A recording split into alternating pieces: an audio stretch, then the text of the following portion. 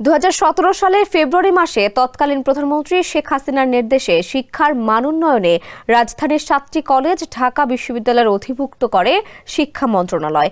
এরপর থেকে অধিভুক্ত কলেজগুলোর ছাত্রছাত্রীদের ভর্তি প্রক্রিয়া, পরীক্ষা, শিক্ষা কার্যক্রম এখন পর্যন্ত ঢাকা বিশ্ববিদ্যালয় থেকেই পরিচালিত হচ্ছে। তবে গত কয়েক মাস ধরেই 7 কলেজকে নিয়ে আলাদাভাবে স্বতন্ত্র বিশ্ববিদ্যালয় প্রতিষ্ঠার দাবিতে শিক্ষার্থীরা আন্দোলন করে আসছেন।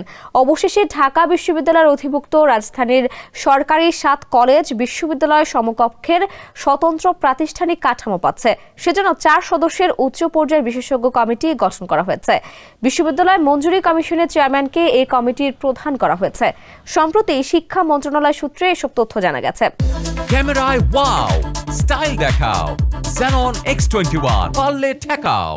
জানা গেছে এই কমিটি ঢাকা বিশ্ববিদ্যালয়ের অধিভুক্ত সরকারি 7 কলেজের জন্য বিশ্ববিদ্যালয়ের সমকক্ষ একটি স্বতন্ত্র প্রাতিষ্ঠানিক কাঠামোর রূপরেখা প্রণয়ন করবেন। গঠিত এই কমিটি আগামী 4 মাসের মধ্যে নির্ধারিত কাজ শেষ করবে বলে জানানো হয়েছে। এসব তথ্য জানিয়ে সংশ্লিষ্টদের কাছে চিঠিও পাঠানো হয়েছে। কমিটির কার্যপরিধি সম্পর্কে 7টি কলেজের ঢাকা বিশ্ববিদ্যালয়ের অধিভুক্তি বাতিল করে কলেজগুলোর স্বতন্ত্র সত্তা বজায় রেখে বিশ্ববিদ্যালয়ের সমকক্ষ প্রাতিষ্ঠানিক একটি কাঠামোতে রূপান্তরের প্রক্রিয়া বিকল্পগুলো বিবেচনা করা হবে।